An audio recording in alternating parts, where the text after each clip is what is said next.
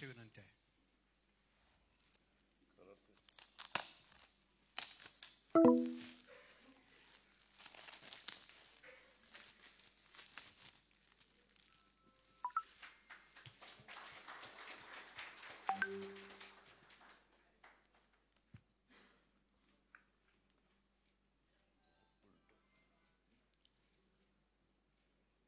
धन्यवाद.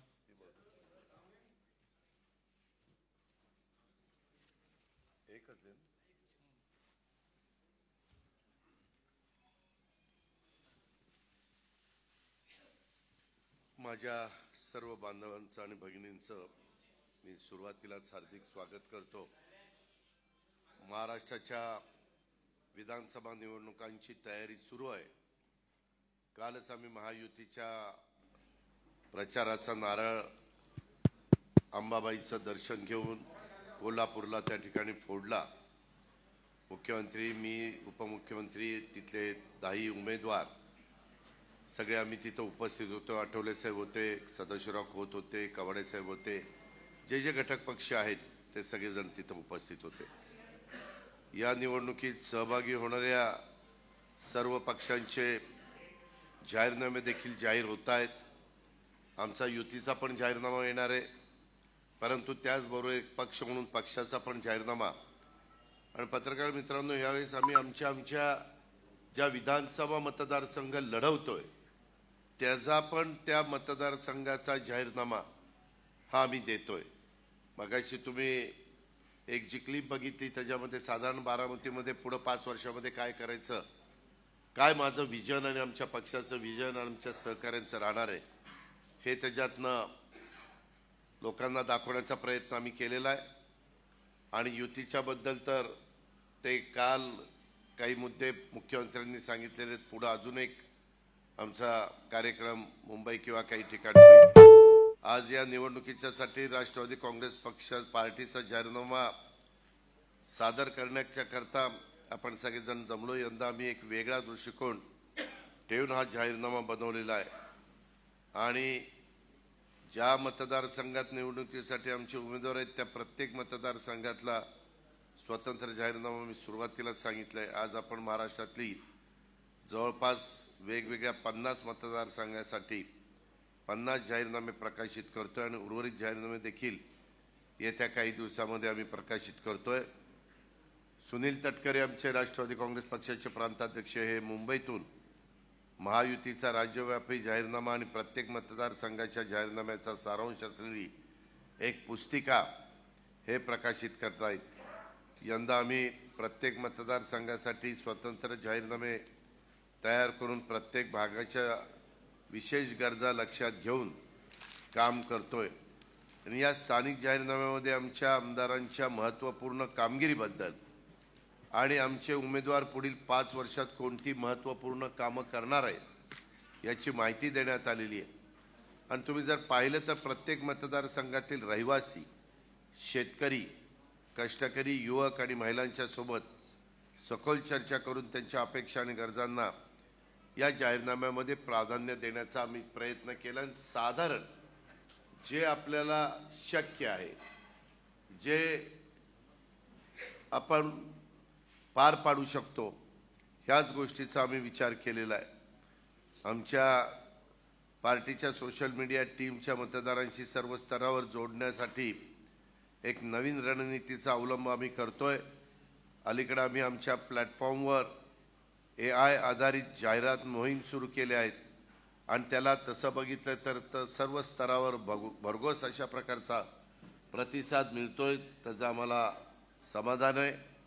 त्याचप्रमाणे वेगवेगळ्या 50 विधानसभा मतदारसंघात देखील हे जाहीरनामे, व्हिडिओ आणि गाणे गेल्या 30-35 वर्षात बारामतीचा झालेला बदल पाहून मला अतिशय आनंद होतो. आपण एका वेगळ्या रूपातील बारामतीतून प्रवास करत इथपर्यंत आज पोहोचलेलो आहे. आणि मी आमदार म्हणून केलेल्या विकास कामं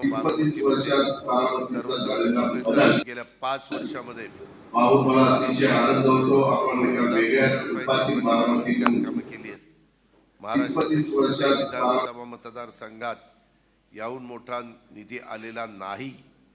या विविध विकास कामांचे विवरण एका विशेष पुस्तिकेत एकत्र केले आपण। मात्र आज मी आपल्यासमोर आमच्या आगामी काळातील जाहीरनाम्यावर लक्ष केंद्रित करण्याचा प्रयत्न करतोय। गेल्या 33 वर्षापासून माझं एकमेव ध्येय आहे ते म्हणजे बारामतीत प्रत्येक प्रगतीचा नवीन आलेख गाठणं।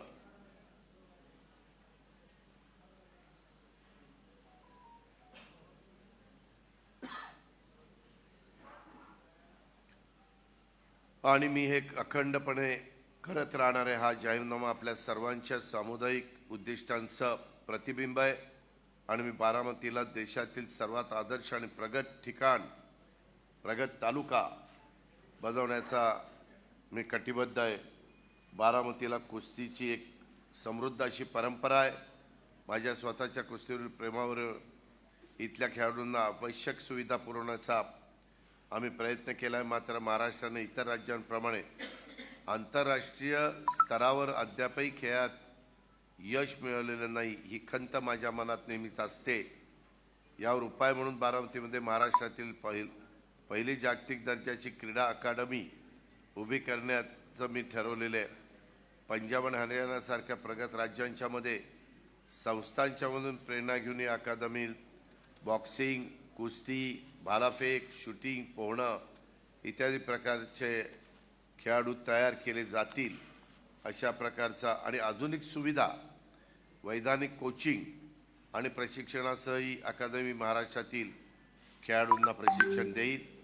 आम्ही बारामतीतील शेतकऱ्यांच्यासाठी 5000 कृषी आधारित MSME फूड प्रोसेसिंग युनिटची एक नेटवर्क स्थापन करणार आहोत, ज्यामुळे रोजगाराच्या नवीन संधी माझ्या बारामतीकरांना आणि आजूबाजूच्या माझ्या सहकाऱ्यांना उपलब्ध होतील। तसेच एक बारामतीत लॉजिस्टिक पार्क लवकरच उभारण्यात येणार आहे, जे कुरिअर, लघु स्टोरेज सुविधा, वाहतूक केंद्र आणि कॉल सेंटर यांच्यासारख्या उद्योगांचं केंद्र बनावं, ज्यामुळे स्थानिक रोजगारांना त्या ठिकाणी संधी निर्माण होतील।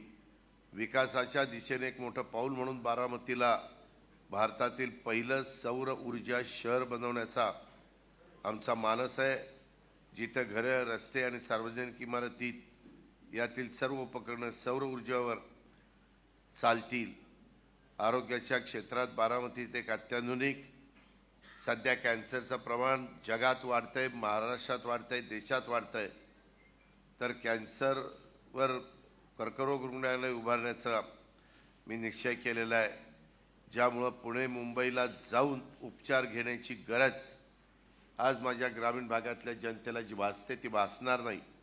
स्थानिक जाहीरनाम्याची कल्पना ज्या सर्व मतदारसंघात आम्ही निवडणुकीसाठी उभे आहोत त्यासाठी वापरली गेलेली आहे। यापूर्वी महाराष्ट्रातील जनतेच्या शंकांचं निरसन करण्यासाठी महाराष्ट्रवादी हेल्पलाईन सुरू केली होती। 98 61 71 71 71 हा त्याचा नंबर आहे आणि त्याला चांगला प्रतिसाद मिळाला। ह्या हेल्पलाईनवर जवळजवळ 25 लाख कॉल्स हे आलेले आहेत। महाराष्ट्रातील कोणत्याही पक्षाच्या हेल्पलाईनसाठी हा विक्रमी आकडा आहे। या यशाचा आधार घेऊनच आम्ही आता एक नवीन टोल फ्री नंबर 98 61 71 71 71 सुरू करत आहोत, जिथं कुणीही कॉल करून त्यांच्या मतदारसंघ निवडू शकता आणि त्यांच्या मतदारसंघाचा जाहीरनामा त्याच्यातून तुम्हाला ऐकायला मिळेल। ही सेवा विशेषतः ग्रामीण भागातील लोकांच्यासाठी आहे, ज्यांच्याकडे स्मार्टफोन आणि सोशल मीडियाचे ॲप्स नाहीत, त्यांना सहजपणे जोडण्याची सुविधा या टोल फ्री नंबरमुळे उपलब्ध होणार आहे।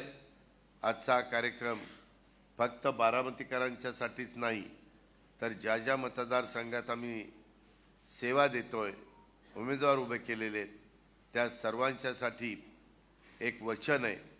आपल्या समर्थनासह आम्ही हे स्वप्न सत्यात उतरू आणि महाराष्ट्राच्या प्रगतीसाठी आणि समृद्धीसाठी राष्ट्रवादी काँग्रेस पक्ष हा काम करत राहील आणि महायुतीचा घटक म्हणून देखील त्यामध्ये तो महत्त्वाची जबाबदारी पार पाडेल। हेच मला आजच्या पत्रकार परिषदेच्या निमित्तानं सांगायचं आहे. आज उमेदवार म्हणून त्याच्यामध्ये अद्ययावत आरोग्य सुविधेचा आमचा वादा आहे. बरीचशी कामं झालीत, अजून की राहिलेली आहे ती आता 5 वर्षात मला करायची. सर्वांगीण शिक्षणाच्या पायाभरणीचा वादा. आज मला अभिमान आहे, जिल्ह्याची ठिकाणं सोडली तर तालुक्याच्या ठिकाणाचा विचार केला तर बारामती तालुका एक विद्येचं माहेरघर ग्रामीण भागातलं त्याची अशा प्रकारची ओळख आपली निर्माण होतीये. दर्जेदार रस्ते आणि पायाभूत सुविधांचा वादा. तुम्हाला माहिती आहे की मला क्वालिटीला मी महत्त्व देतो आणि रस्ते उत्तम असले पाहिजेत, त्याचा दर्जा चांगला असला पाहिजे, ही आमचं त्याच्यामध्ये व्हिजन राहणार आहे. शेती व शेतकऱ्यांच्या विकासाचा वादा. शेती हा मुख्य व्यवसाय आहे, त्याचा वादा आम्ही करतोय. सामाजिक विकासाचा वादा ही एक गोष्ट आम्ही ह्या निमित्तानं करतोय. त्याच्यातनं निश्चितपणे एक चांगल्या पद्धतीचं काम उभं राहील याबद्दल माझ्या मनामध्ये तिळमात्र शंका नाही.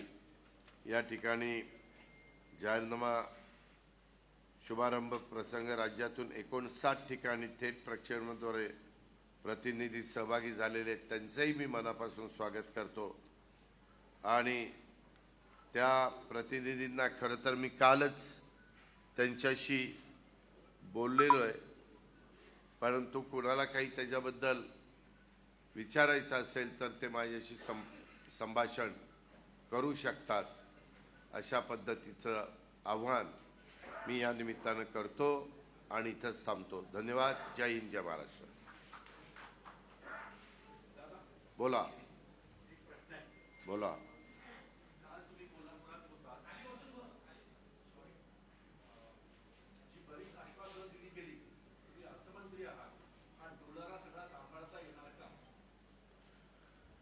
कालची जी आश्वासनं दिली गेलेली आहेत मुख्यमंत्र्यांनी सादर केलेली, त्याच्या संदर्भामध्ये मी आपल्याला सांगतो की त्याच्यातली बहुतांशी आश्वासनं ही सांभाळता येण्यासारखी आहे. आणि दुसरी गोष्ट, आपण आपल्या राज्याचं उत्पन्न पण वाढवायचं असतं, रिसोर्सेस वाढवायचे असतात. आणि ज्यावेळेस आम्ही अर्थसंकल्प सादर करतो त्यावेळेस हा विचार नेहमी करत असतो की कुठं आपल्याला बचत करता येईल आणि त्याचा कुठलाही परिणाम समाजातल्या गरीब घटकावर होणार नाही. आणि त्याच्यातून बचत झाल्यानंतर ह्या योजनेला निधी त्या ठिकाणी मिळेल. मला तुमच्या या प्रश्नावरून काल मी एक विरोधी पक्षाचं दुपारी भाषणं ऐकली. त्यांनी एकीकडे आमच्यावर आरोप करतात, एवढ्या घोषणा प्रत्यक्षात कशा येणार, ह्या घोषणा प्रत्यक्षात यायला राज्य कर्जबाजारी होईल किंवा म्हणतात राज्य कंगाल झालंय वगैरे वगैरे. आणि त्यांनी त्याच्यात आणखीन आकडे वाढवले. आम्ही जे देतोय त्याच्यापेक्षा जास्तीचा. आणि शिवाय आणखीन वेगवेगळ्या योजना ज्या आर्थिक भार देणाऱ्या आहेत अशा प्रकारच्या त्यांनी त्या सादर केल्या. मी त्याच वेळेस ते बघितल्यानंतर म्हणलं की जे अर्थ मंत्रालय म्हणून 10 वर्षाचा अनुभव बघता त्याच्यातल्या बऱ्याचशा योजना त्यांना त्या ठिकाणी करताच येऊ शकणार नाही. आणि दुसरी गोष्ट, केंद्र सरकार त्यांच्या विचाराचं नसल्यामुळे केंद्रातनं जी भरीव अशा प्रकारची मदत ही राज्याला मिळायला पाहिजे ती त्या बाबतीमध्ये त्यांना मिळू शकत नाही. आमचं मात्र उलट आहे, आम्हाला मदत मिळू शकते. हे आंध्र प्रदेश आणि बिहारच्या उदाहरणावरून आपल्याला सगळेजण पाहता. त्याच्यामुळं ह्या योजना आम्ही चालू.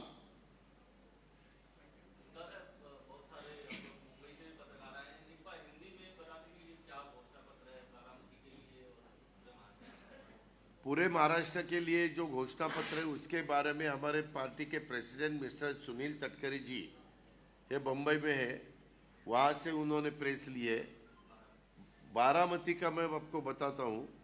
बारामती के बारे में मैंने वादा किया है मेरे वोटर्स को, बारामती के लोगों को, कि यहाँ सभी एजुकेशन के बारे में जो कोर्सेस यहाँ शुरू होने की ज़रूरत है या जो ब्रांचेस निकालने की ज़रूरत है वो सब कोर्सेस हम देने की डिसीजन लेंगे। इसमें रोड्स भी हम अच्छी तरह से बनाएंगे। जहाँ दूर तक जाने के लिए विलेज रोड नहीं है वो भी, जिसको हम पानंद रास्ते बोलते हैं, पानंद रास्ते मराठी में, वो भी हम अच्छे से अच्छे करके देंगे।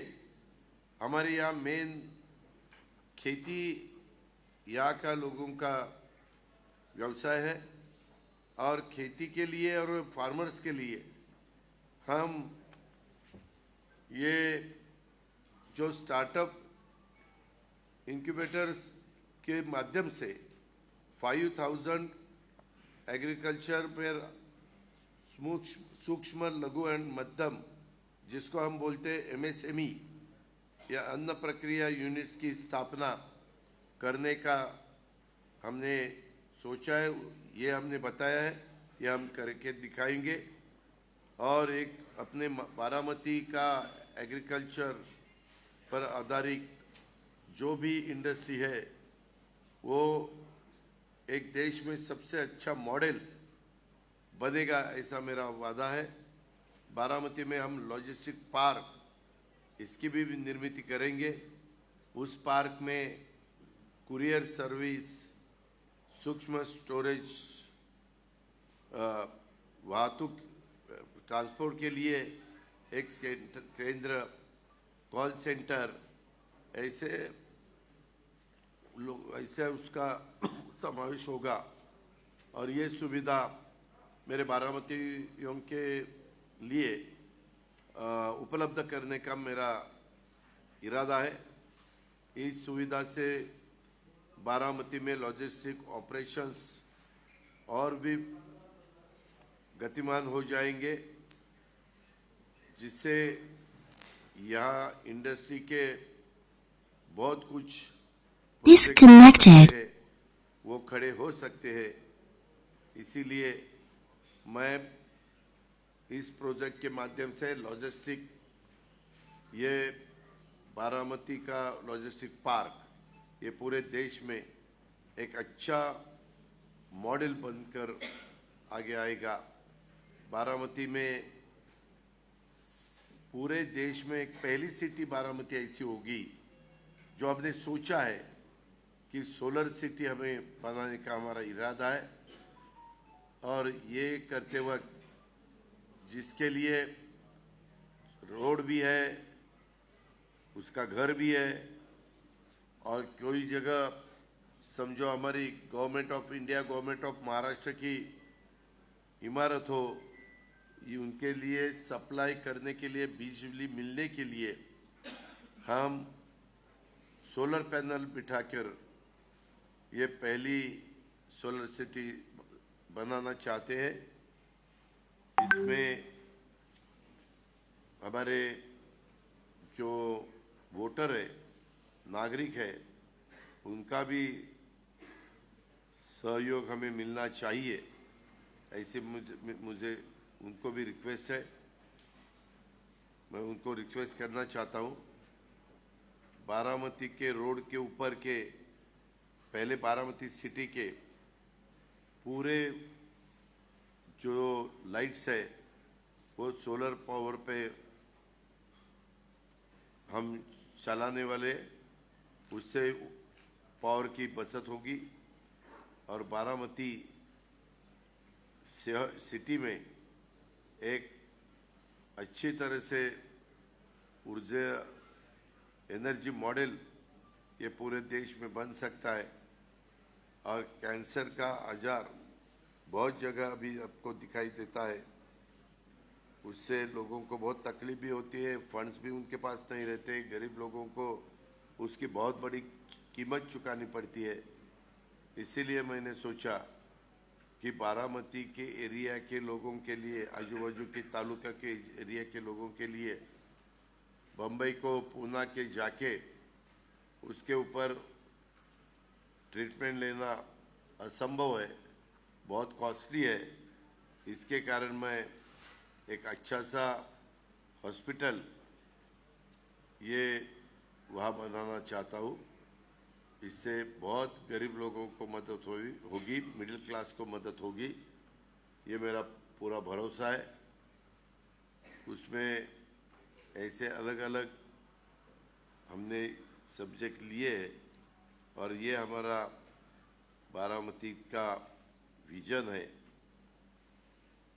ये आपको मैंने बता दिया है।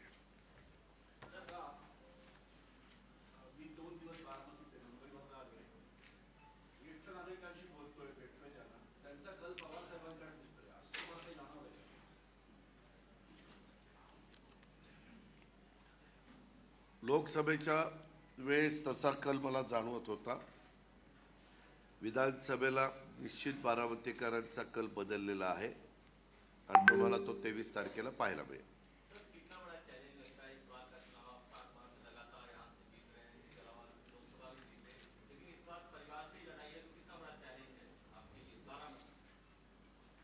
बारामती का वोटर ही हमारा परिवार है, तो क्या करें, वो हमें जिता के देंगे ऐसा मुझे पूरा भरोसा है।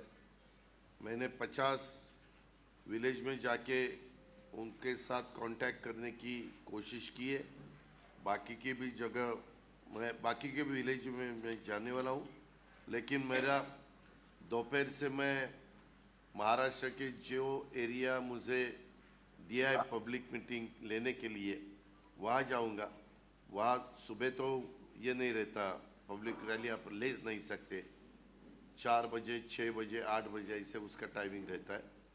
तो दोपहर के बाद मैं वहाँ चला जाऊँगा रात को 10 बजे तक, और उसमें से थोड़ा बहुत टाइम निकाल के जो मेरे गांव में मुझे जाना बाकी है एज अ कैंडिडेट, वो जाने की मैं पूरी कोशिश करूँगा। उसके बारे में मुझे मेरे पार्टी के प्रेसिडेंट ने प्रोग्राम भी दिया है। दादा नमस्कार, फलटणवरून साहेब जिल्ह्याच्या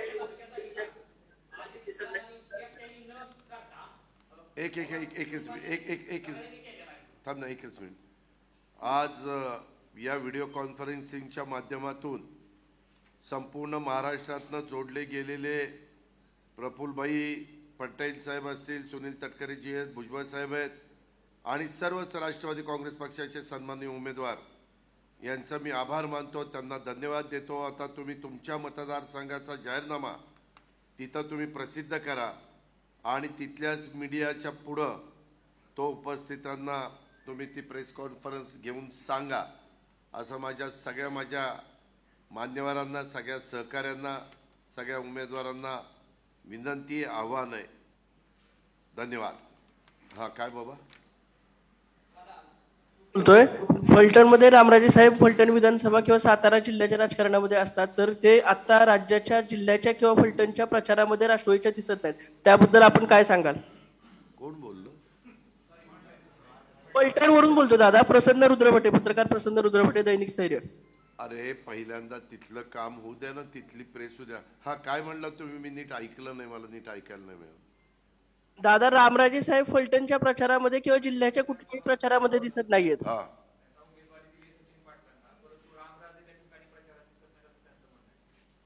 त्यांना नोटीस पाठवतो का दिसत नाही म्हणून।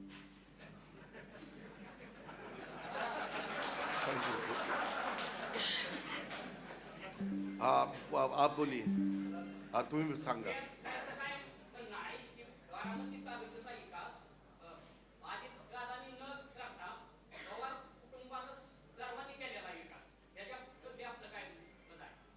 मी कुठं नाही म्हणलं, मी एवढंच म्हणतोय की मला जेव्हा खासदारकीची आणि आमदारकीची संधी बारामतीकरांनी दिली, त्याच्यात आपण एक पत्रकार म्हणून मी इथं विकास केला का नाही याचा आपणच विश्लेषण मला करावं।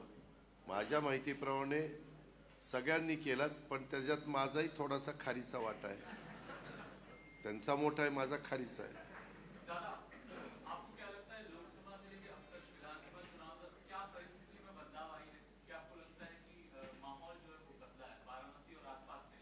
महाराष्ट्र का माहौल बदला है, इसका कारण ये है, एक तो तीसरी बार सेंट्रल में एनडीए सरकार आया है, गवर्नमेंट आया है। दूसरा, उन्होंने महाराष्ट्र के लिए जो बार बार हमारे अपोजिशन वाले बोलते कि यहाँ के प्रोजेक्ट, यहाँ के इंडस्ट्री बाहर जा रही है, गुजरात जा रही, वो सब गलत है। उसमें कैबिनेट ने, पहले ही कैबिनेट में सेंट्रल की मैं बोल रहा हूँ, 75,000 करोड़ का वाढवण पोर्ट, जो पूरे वर्ल्ड में जितने भी पोर्ट है, पहले 10 पोर्ट में उसका नंबर आ जाएगा। इतना बड़ा पोर्ट उन्होंने अपने को दिया है, उन्होंने सेंट्रल ने दिया है। वो साइट बहुत अच्छी है। आपको ताज्जुब होगा कि 35 साल 35 साल चालू है। वो करना चाहिए, करना चाहिए, करना चाहिए, क्योंकि अपने यहाँ बहुत इस पूरे देश के बाजू में समुंदर होते हुए भी साइट अच्छी होनी चाहिए, वहाँ डीप होना चाहिए। वैसे वो साइट अपने को नंबर 1 की साइट अपने देश में वहाँ मिली है, और वो महाराष्ट्र में है, पालघर डिस्ट्रिक्ट में है। वाढवण वहाँ का विलेज का नाम है, और वहाँ का भूमि पूजन भी किया है। बाकी के पोर्ट हो, एयरपोर्ट हो, या रेलवे लाइन हो, या वंदे भारत ट्रेन हो, बुलेट ट्रेन हो, ऐसे भी बहुत से काम अभी चालू है, गवर्नमेंट के हाथ में है। उसका भी फायदा महाराष्ट्र को मिलेगा, नंबर 1। नंबर 2, इस दफ़ा बारिश बहुत अच्छी हुई है। पिछले दफ़ा पार्लियामेंट के चुनाव के बाद बारिश इतनी अच्छी नहीं थी। जब बारिश अच्छी नहीं रहती तो हमारे फार्मर्स बहुत परेशान रहते, उनका मन नहीं करता खेती करने के लिए। लेकिन अभी सब अपनी अपनी खेती ठीक तरह से कर रहे, क्रॉप ले रहे। हमने इंश्योरेंस 1 रुपये में उनको दिया है।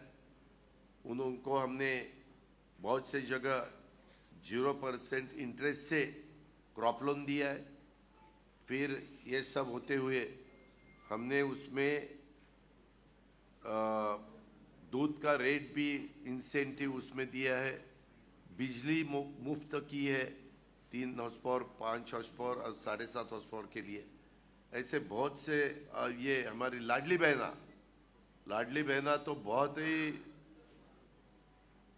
हमारे लोकप्रिय हुई है महाराष्ट्र में।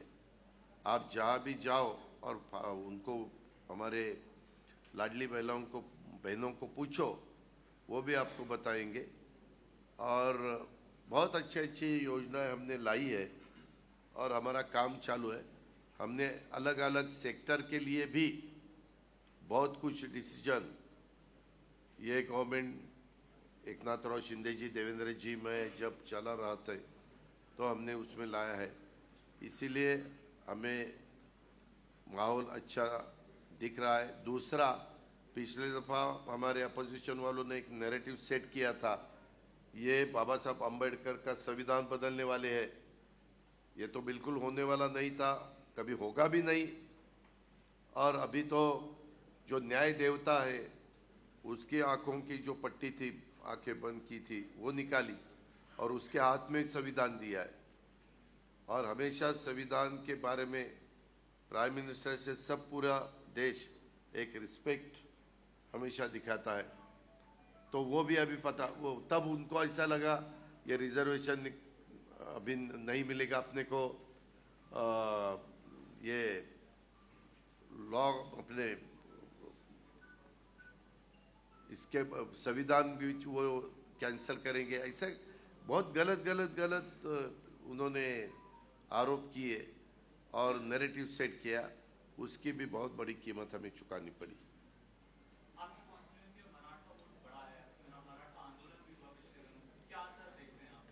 अभी उसके बारे में जो एक लीडर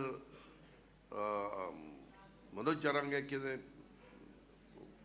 वो आगे आए, तो उन्होंने 2 या 3 दिन पहले बताया कि चुनाव, पहले बोल रहे थे कि हम चुनाव लड़ने वाले, कैंडिडेट देने वाले, लेकिन बाद में उन्होंने बहुत लोगों के साथ बात जब की, तब उन्होंने डिसीजन लिया कि अपने को लड़ाना नहीं, जिन वोटर्स को जो अच्छा कैंडिडेट लगेगा उसको वोट देना, ऐसा उन्होंने आह्वान किया। अच्छा कैंडिडेट को वोट देने के लिए उन्होंने कहा है, तो हम अपने को अच्छे समझते हैं, तो हमें फायदा होगा, हमें नहीं, हमारे कैंडिडेट को।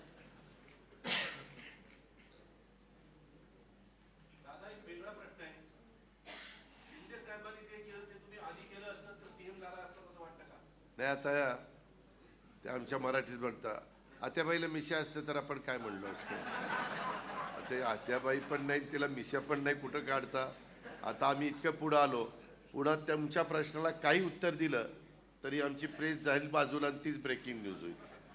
आणि जे चालवतील, मी खरंच सांगतो पत्रकार मित्रांनो, मान्यवरांनो, मीडियाच्या सगळ्या माझ्या सहकाऱ्यांनो, मला असं कुठलंही वक्तव्य करायचं नाही की ज्याच्यातून आम्ही महायुतीच्या सगळ्या घटक पक्षांनी सगळ्या लीडरांनी ठरवलेलं आहे, आम्ही प्रवक्त्यांनाही सांगितलंय, बाबांनो काही असं कुणी वक्तव्य करू नका, वाचाळवीरांनो गप्प बसा, कुठंही असं ज्याच्यातून कारण नसताना समाजात तेढ निर्माण होईल, कारण नसताना एक नवीन इश्यू पुढे येईल आणि एवढं चांगले सगळे गोष्टी केलेल्या असताना त्याच्यातनं लक्ष दुसरीकडे डायव्हर्ट होईल, असं आम्हाला होऊन द्यायचं नाही। आम्ही एकोप्याने निवडणुकीला सामोरं चाललोय। काल पण तुम्ही कोल्हापूरमध्ये बघितलं असेल, आम्ही एकत्रपणे सगळ्या घटक पक्षांनी मिळून तिथं प्रचाराचा नारळ फोडलेला आहे। आता प्रत्येक मीटिंगला, हा बरं झालं आठवलं, प्रत्येक मीटिंगला आम्ही सगळेच तिघं तिथं असू असं नाही, आता राहिलेल्या दिवसात प्रत्येक जण आपापल्या मीटिंग घेत राहतील, नाही तर इथं मीटिंग झाली, इथं हा दिसला नाही, तिथं झाली, तिथं तो दिसला नाही, आता यांच्यात काय फूट पडली का, असलं काही नाही। आम्हाला कमीत कमी आता 14 दिवस आज राहिलेत, 14 दिवसात जास्तीत जास्त ठिकाणी आम्हाला पोचायचं आहे आणि सगळ्यांनी वेगवेगळ्या भाग वाटून घेतला आणि जिथं आम्हाला बोलवतील तिथंच आम्ही जाणार ना। आम्हाला जर बोलवणं नसेल आणि आम्ही तिथे गेलो तर लोक तरी ऐकायला पाहिजे। त्याच्यामुळे आम्ही कॅन्डिडेटला विचारलंय तुम्हाला कोण कोण वक्ते म्हणून पाहिजेत, कोणते लीडर पाहिजेत, आणि त्यांनी त्यांच्या दिलेले आहेत की बाबा हे एवढ्या सभा। आणि मी ॲज अ कॅन्डिडेटच्या नात्याने सांगतो, फार सारख्या सभा पण लोकांना नको असतात, कारण त्या उमेदवाराचं सगळं लक्ष मग त्या सभेवर जातं, त्याचा दिवस त्याच्यामध्ये जातो, खर्च त्याचा वाढतो। बरं खर्च 40 लाखच आहे, त्याच्यात 25 लाखच उमेदवाराला करायचा आहे, 15 लाख पार्टीचा जो स्टार प्रचारक असतात त्यांच्या खर्चाच्या करता ठेवावे लागतात, अशा सगळ्या गोष्टी आहेत। त्यामुळं सध्या व्यवस्थितपणे प्रचार करणे। आता एकनाथराव शिंदे मुख्यमंत्री आहेत, त्यांच्या नेतृत्वाखाली महायुतीचा प्रचार चालू आहे। आम्ही एकनाथराव आपले देवेंद्रजी आम्ही पण पूर्णपणे त्याच्यामध्ये झोकून दिलंय आणि निवडणुकीला आम्ही सामोरं जातोय।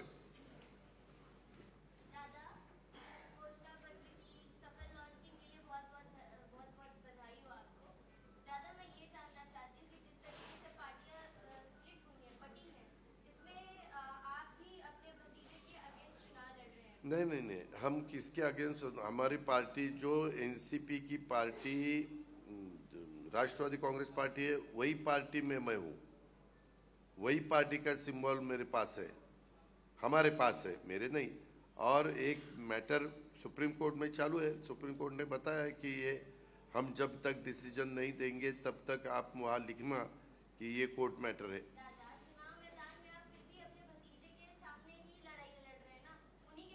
नहीं, सुनो, पहले मेरे पार्टी ने डिक्लेयर किया कि यहाँ का कैंडिडेट अजित पवार है।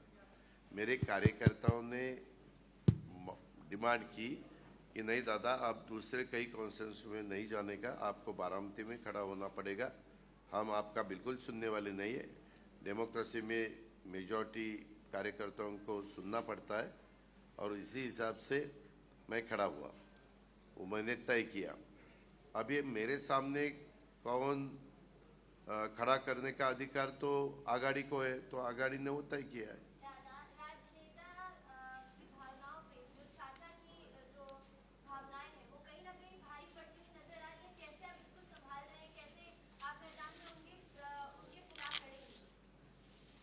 मैं क्या लड़ नहीं सकता? ये देखो, मैं मेरे सामने करीबन 32 कैंडिडेट है ना, 23 तो पहले दो मशीन शायद विड्रॉ किया इसीलिए 23 कैंडिडेट मैं हमेशा देखता हूँ। मैं 7 बार विधान असेंबली और 1 दफ़ा लोकसभा इसका चुनाव लड़ा हूँ। अच्छे वोटों से मेरे बारामती के लोगों ने, वोटर्स ने मुझे जिता के दिया। पुरानी बारामती पार्लियामेंट की जो कॉन्स्टिट्यूंसी है उसमें बारामती, इंदापुर, शिरूर, दौंड, पुरंदर, हवेली ये सब एरिया था, उसमें भी बहुत वोटों से मैं जीत के आया था। तब ऐसे छोटे कॉन्स्टिट्यूंसी रहती थी, 91 का मैं बोल रहा हूँ। और जब भी जो भी चुनाव आता है तो सामने वाला कैंडिडेट स्ट्रांग है, अपने को ठीक तरह से ये काम करना पड़ेगा, वोटर को मिलना पड़ेगा, ऐसा सोचकर ही हम लोगों के पास जाते हैं, वोट मतदाताओं के पास जाते हैं और उसी हिसाब से हमारा काम चालू है। तो अभी वोटर सोचेंगे कि कौन बारामती का प्रतिनिधित्व अच्छी तरह से करेगा, उसको वोटर वोट देंगे, इतना ही मुझे पता है।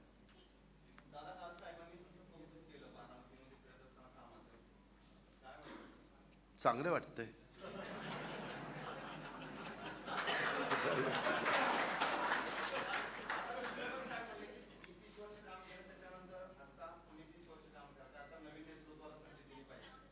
ते चांगलं नाही वाटत।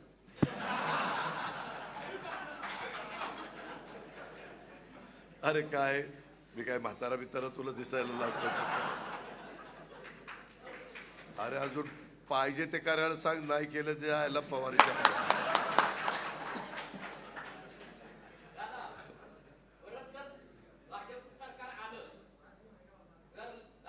महायुतीचं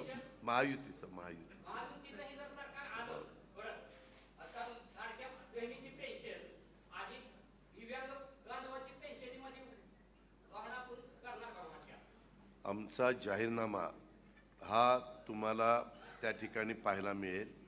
त्या जाहीरनाम्यामध्ये याच्यातले बरेचसे मुद्दे आम्ही घेतलेले आहेत आणि नेहमी गरीब वर्गाकरता, घटकाकरता, दिव्यांगाकरता आमची भूमिका ही अतिशय सकारात्मकच आहे, हे मी अतिशय नम्रतापूर्वक आपल्याला सांगू इच्छितो।